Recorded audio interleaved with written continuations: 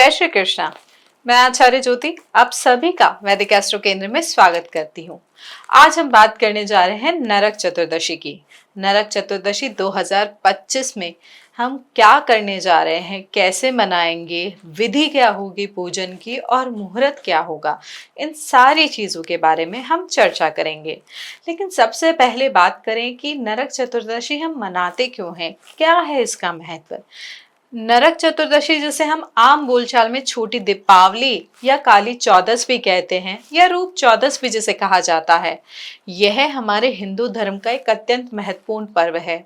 यह पर्व अंधकार पर प्रकाश, बुराई पर अच्छाई की विजय और नकारात्मकता पर शुद्धि का प्रतीक इसे माना जाता है। शास्त्रों और पुराणों में वर्णित कथा के अनुसार अगर मैं बात करूं तो यह दिन भगवान श्री कृष्ण द्वारा दुष्ट राक्षस नरकासुर के वध की स्मृति में मनाया जाता है। नरकासुर ने अपनी शक्तियों का दुरुपयोग करते हुए 16,000 कन्याओं का अपहरण किया था और देवी अदिति की कीमती मणियों को छीन लिया था। इन सब अत्याचारों को समाप्त करने के लिए भगवान श्री कृष्ण ने अपनी पत्नी सत्यभामा के साथ मिलकर नरकासुर का संहार किया था।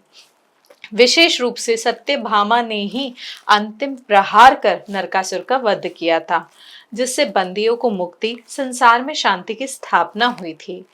अब मैं अगर शब्दों के अर्थ की बात करूं तो नरक शब्द का अर्थ होता है पाताल या अत्याचार या कष्ट का स्थान। इस दिन किए जाने वाले जो अनुष्ठान होते हैं, जो स्नान होते हैं, जो पूजा होती है, उन सब के माध्यम से व्यक्ति ये जो नरक का स्थान मैंने आपको बताया या नरक की जो जगह बताई, इन सब से आपको मुक्ति प्रदान करता है। मतलब जो नकारात्मक प्रभाव होते हैं आपके जीवन के या जो मोक्ष की प्राप्ति होती है वो इस पावन त्योहार से आपको मिल सकती है।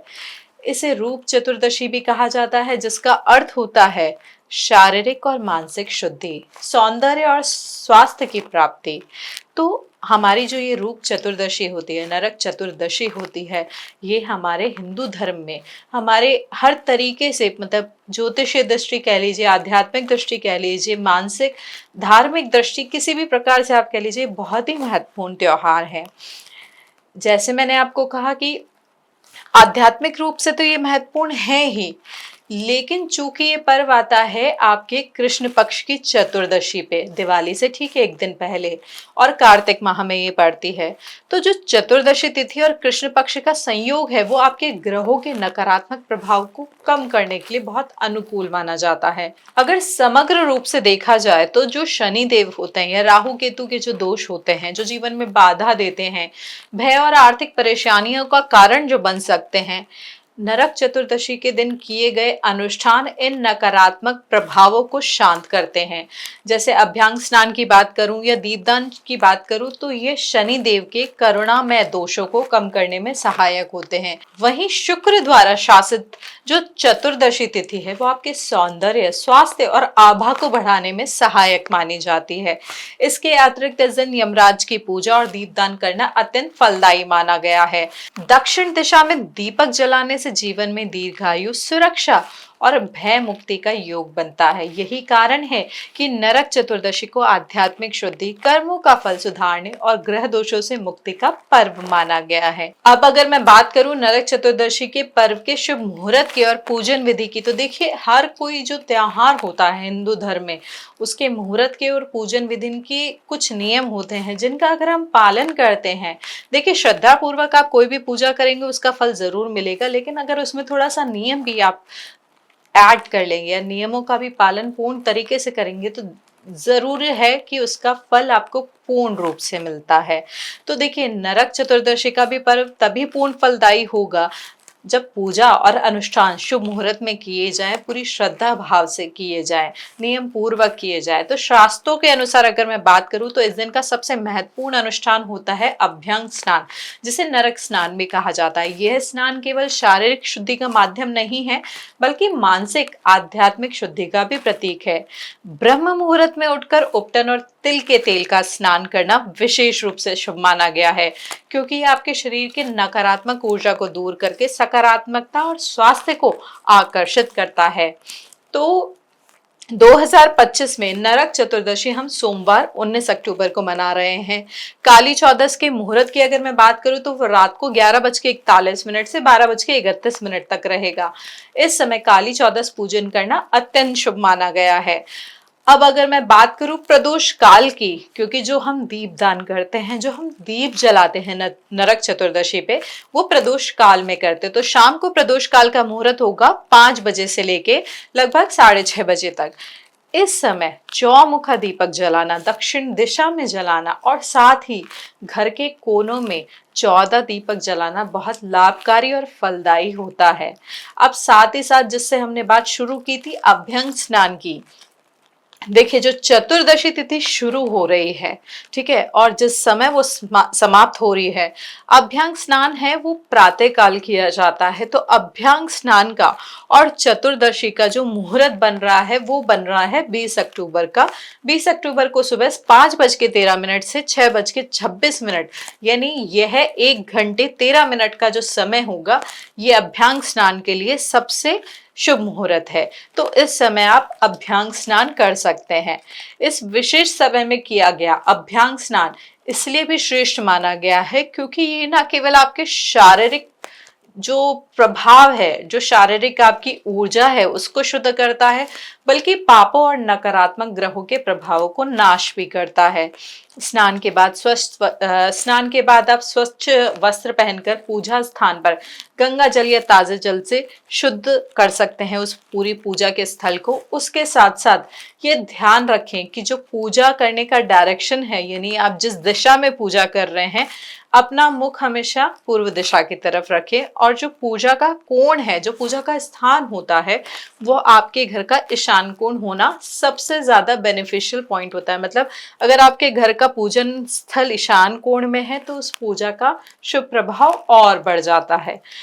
तो इस प्रकार से उस स्थान को आप पवित्र करें।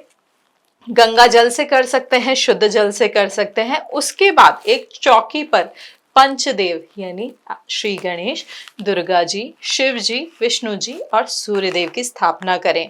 इसके बाद पंचदेवों का गंगा जल से उनको स्नान कराएं, रोली या चंदन से उनका तिलक करें, उन्हें धूप दीप फूल चढ़ाकर उनका आवाहन करें, उनके मंत्रों का जाप करें। सभी देवों को जनेऊ, कलावा, वस्त्र और नैवेद्य अर्पित करने चाहिए। इसके बाद सभी देवों के मंत्र और स्तुति करनी चाहिए। स्तुति जो भी आप जब भी कर सकते हैं या उनकी चालीसा का पाठ भी कर सकते हैं। पूजन के अंत में सभी की आरती करके, उन्हें आरती देके, उसके बाद प्रसाद आप पूरे घर में अपने परिवारजनों को, या अगर आप ऑफिस में यह पूजा कर रहे हैं तो अपने ऑफिस के कलीग्स को ये प्रसाद बांट सकते हैं। अब जो नरक चतुर्दशी का सबसे महत्वपूर्ण चीज होती है, जो मैंने अभी पहले भी आपको बताया, यम दीपक जलाने का विधान, मतलब चौमुखा दीपक जो हम दक्षिण दिशा में जलाते हैं। देखिए आटे से बना हुआ चौमुखा दीपक घर के बाहर चौखट पे भी जलाया जा सकता है। साथ ही साथ यह दीपक दक्षिण दिशा में जलाना भी बहुत लाभकारी होता है। और जैसे मैंने बताया कि ये दीपक जलाने का जो काल होता है, जो समय होता है, वो प्रदोष काल होता है, जो हमारे यहाँ कहा जाता है दो बिरिया मिलन की जो होती है, जिसमें सूर्यास्त का जो समय होता है, उस समय पे ये दीपदान करना आपके घर के दुख दारिद्र्य को दूर करता है। यह साथ ही साथ अकाल मृत्यु के भय को भी दूर करता है। कई स्थानों पर जैसे मैंने बताया कि 14 दीपक जलाने की भी परंपरा है, जिन्हें घर के विभिन्न कोनों में आप जला सकते हैं। तो मूल तरीके से अगर समझा जाए तो जो पूजन विधि है, पंच देवताओं के आवाहन, मंत्रोच्चार, उनको स्नान, दीपदान और हर तरीके से षोडश उपचार करके आप जब आरती करते हैं और उनको प्रसाद चढ़ाते हैं, उसके बाद ये दीपदान जरूर करें। ये आपके बहुत सारे ग्रहों के दोषों का महत्वपूर्ण उपाय है। अब इसके अलावा मैं और उपायों की अगर चर्चा करूं जो हम नरक चतुर्दशी के दिन कर सकते हैं, जो आपके जीवन में सही ऊर्जा का प्रभाव लेके आएंगे, जो धार्मिक रूप से ज्योतिषीय दृष्टि से हर तरीके से आपके लिए लाभकारी है। तो देखिए, कुछ उपाय तो हम चर्चा कर चुके हैं, जैसे अभ्यंग स्नान। तो तिल का तेल या हर्बल उपटन आप उस दिन अभ्यंग स्नान के रूप में कर सकते हैं। यह आपके शरीर और मन को शुद्ध करने के साथ साथ पाप और नकारात्मक ऊर्जा को समाप्त करता है।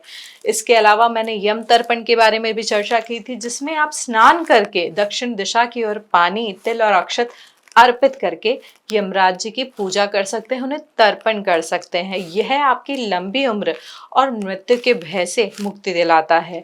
साथ ही साथ शाम को चौमुखा दीपक जलाना और 14 दीपक घर के विभिन्न कोनों पे रखना, विभिन्न जगहों पे रखना, इससे आपके घर में सकारात्मक ऊर्जा आती है और शनि राहु के दोष भी शांत होते हैं। कुछ क्षेत्रों में माँ काली की पूजा भी रात को की जाती है नरक चतुर्दशी के दिन। लाल फूल, गुड़ और चावल के भोग के साथ यह पूजा शत्रु और नकारात्मक शक्तियों से आपको सुरक्षा देती है। इस दिन हनुमान जी की आराधना से भी आप साहस, शक्ति और बाधाओं से मुक्ति प्राप्त कर सकते हैं।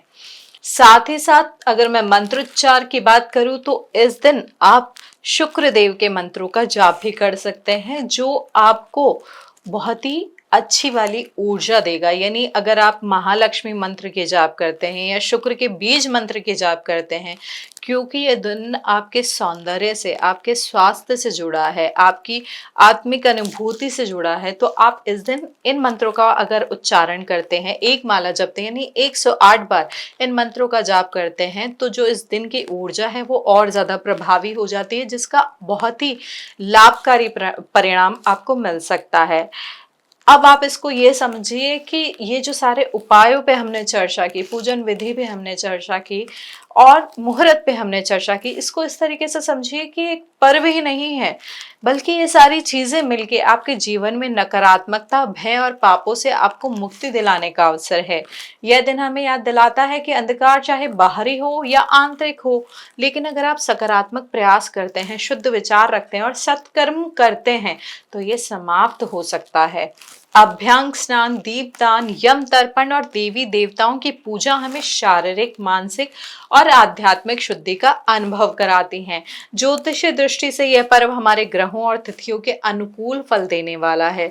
शनि देव, राहु देव और केतु देव, इनका जो नकारात्मक प्रभाव होता है वो इन अनुष्ठानों की वजह से कम होता है। उनके जो मेलेफिक इफेक्ट्स होते हैं इन पूजा की तरफ से या इन मंत्रों के उच्चारण की वजह से काफी कम किए जा सकते हैं। साथ ही साथ शुक्र देव और चंद्र देव, इनकी जो शुभ स्थिति होती है, यह अगर आपकी जन्मकालीन कुंडली में इसकी शुभ स्थिति है या ट्रांजिट में, देखिए क्योंकि अमावस्या का चंद्रमा होता है तो चंद्रमा की शक्ति उस समय क्षीण हो चुकी होती है, लेकिन जब आप सौंदर्य के लिए, यानी अगर आप अभ्यंग स्नान कर रहे हैं, यानी आप शुक्र को तो मजबूत कर ही रहे हैं, साथ ही साथ चंद्रमा की स्थिति को भी ठीक कर रहे हैं, तो ये आपकी जो स्थिति है सौंदर्य, स्वास्थ्य और समृद्धि को बढ़ाती है। तो नरक चतुर्दशी का जो पर्व है ये हमें ये सिखाता है कि बुराई और अच्छाई पर, बुराई के ऊपर जो अच्छाई की जीत होती है वो केवल भगवान की कृपा से नहीं, बल्कि साथ के साथ सत्कर्म, अनुशासन और आध्यात्मिक जागरूकता से भी होती है। इस दिन का हर कर्म, चाहे वो स्नान हो, पूजा हो, दीपदान हो या सजावट हो, हमारे जीवन में प्रकाश, शांति और सकारात्मकता लेकर आता है। इसलिए नरक चतुर्दशी को केवल धार्मिक उत्सव के रूप में ही नहीं, बल्कि आध्यात्मिक और जीवन उपयोगी साधन के रूप में भी मनाना चाहिए।